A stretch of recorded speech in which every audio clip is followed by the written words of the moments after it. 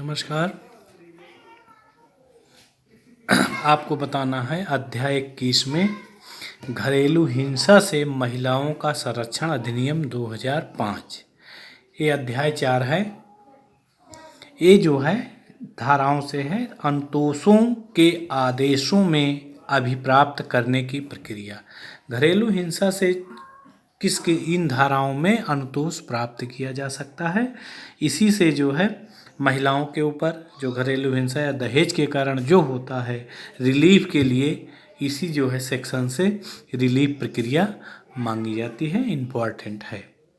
इसमें जो है धारा 12 इसके पहले वाले चैप्टर में 1 से 3 तक बताया गया था, उसमें भी जो नंबरिंग थी धारा थी, इसमें भी है मजिस्ट्रेट को आवेदन करना कोई व्यक्ति, जिसमें है पहला है जो है धारा 12 में मजिस्ट्रेट को आवेदन करना, किस प्रकार आप अपने रिलीफ के लिए व्यथित वक्त मजिस्ट्रेट के पास आवेदन कर सकता है। कोई व्यथित व्यक्ति या संरक्षण अधिकारी इसको जो है राज्य सरकार नियुक्त करती है।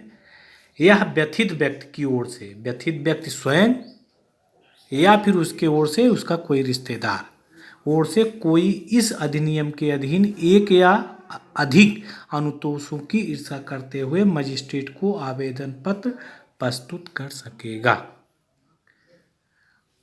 जैसे मजिस्ट्रेट प्रथम सुनवाई दिनांक नियत करेगा जो सामान्यतः न्यायालय द्वारा आवेदन की प्राप्ति दिनांक से 30 दिनों से परे की नहीं होगी।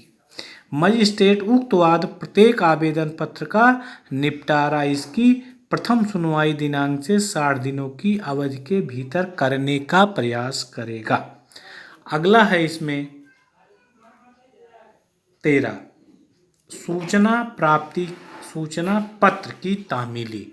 पहला तो इसमें 12 है कि आप जो है इसमें आवेदन कर सकते हैं और विपक्षी को सूचना के लिए तामीली होनी चाहिए। संरक्षण अधिकारी द्वारा ऐसा प्रारूप में यथाविधित किया जावे या दिए गए सूचना पत्र की तामीली की घोषणा सबूत होगी।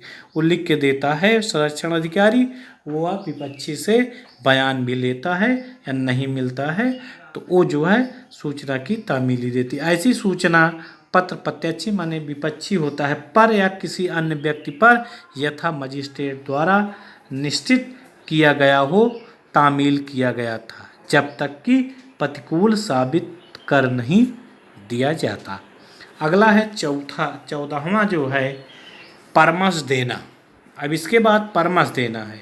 मजिस्ट्रेट इस अधिनियम के अधीन कार्रवाई के किसी भी प्रकरण पर प्रत्यार्थी या विपक्षी या पीड़ित व्यक्ति या तो अकेले में या संयुक्त रूप से सेवा पदक के किसी भी सदस्य के साथ जो ऐसी योग्यताएं और अनुभव मंत्रण देने में धारण करता है यथा विधित की जाए मंत्रण करने के लिए निर्देशित कर सकेगा। यदि जो है जो व्यथित व्यक्ति है या पीड़ित पक्षकार या फिर विपक्षी जब दोनों हाजिर हो जाते हैं तो मजिस्ट्रेट इसको परामर्श केंद्र या मीडिएशन सेंटर भेजता है कि जिससे इसमें सुलह सपाटा हो जाए या कोई बात हो जाए। अगला है 15वां कल्याण विशेषज्ञ की सहायता लेना या विशेषज्ञ को सहायता देना। इस अधिनियम के अधीन किसी भी कार्रवाई में मजिस्ट्रेट ऐसे व्यक्ति अधिमानता पूर्वक कोई स्त्री चाहे व्यथित व्यक्ति या पीड़ित व्यक्ति के नाते हो या नहीं जिसमें शामिल है कुटुंब कल्याण पदोन्नत करने में अध्यक्ष व्यक्ति यथा वह योग्य समझता है उसकी सेवाएं उसके कार्यों को निर्वहन करने में उसे सहायता करने के प्रयोजन के लिए अभिप्राप्त कर सकेगा। इसमें है कि कल्याण विशेषज्ञ की सहायता लेना। इसमें कहता है ये धारा 15 कि मजिस्ट्रेट जिसको समझे वो दोनों के इनके कल्याण के लिए या विशेषज्ञ से सहायता ले सकता है या नियुक्त कर सकता है। अगली धारा है 16 कार्रवाइयों को बंद कमरे में करना। यदि मजिस्ट्रेट समझता है कि प्रकरण की परिस्थितियों से इस प्रकार आवश्यकता उद्भित है या आवश्यकता महसूस है, और यदि कार्रवाइयों का कोई भी पक्षकार इस प्रकार इच्छा या वाच्य करता है। पहली चीज, यदि मजिस्ट्रेट समझे कि जो है ये सुनवाई बंद कमरे में होना है या दोनों पक्षकार, पक्ष या विथित व्यक्ति या विपक्षी प्रार्थना करता है, तो वह इस अधिनियम के अधीन कार्रवाइयों को बंद कमरे में संचालित कर सकेगा। अगला है 17, शामिलाती कुटुंबिकी गृह में निवास करने का अधिकार।